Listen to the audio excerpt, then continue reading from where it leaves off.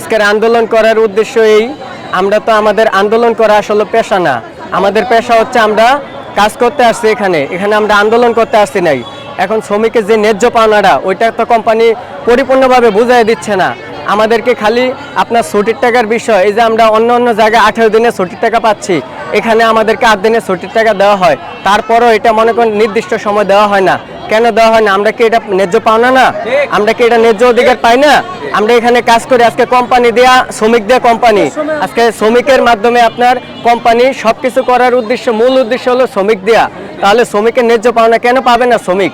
এটা আমাদের দাবি। এক, দ্বিতীয় কথা হলো আমরা কোনো ভাঙচুর করে না, আন্দোলন করতেছি শান্তি সুস্থভাবে। কেন কোম্পানি কেন তালা মারলো? আর এই তালা মারার উদ্দেশ্য কেন? কোম্পানিকে আমাদেরকে বেতন ভাতা দিবে না, এই জন্য করলো। আজকে মনে করেন আমরা তো আন্দোলন করার জন্য এখানে নামি নাই, আমরা আমাদের ন্যায্য পাওনা পাওয়ার জন্য তো আমরা এখানে আসছি। আমরা কাজকর্ম শান্তি সুস্থভাবে, কোম্পানি আমাদেরকে ঈদের বেতন ভাতার সব কিছু বুঝাই দেব। নির্দিষ্ট টাইমে আমরা বাড়িতে যাব, আমাদের ছেলে বউ বাচ্চা আছে, সবাইকে নিয়ে আমরা পরিবার নিয়ে চলবো। আজকে ঈদের আনন্দ উৎসব করার জন্য আমরা এখানে এই কোম্পানির কাছে কাজ করি। সেই ক্ষেত্রে পেটের দায়িত্ব করি, পরিবার সবাই তো সবার জায়গায় ঠিক রেখে করতেছে। আজকে কেন আজকে ফ্যাক্টরি তালা মারা হলো? আজকে কেন আমাদের ন্যায্য পাওনা দেওয়া হলো না? আজকে আমরা এটা জবাব চাই। এখানে আমরা কাজ করার জন্য আসছি, আজকে আইসা দেখি গেটে কেন তালা মারা হলো।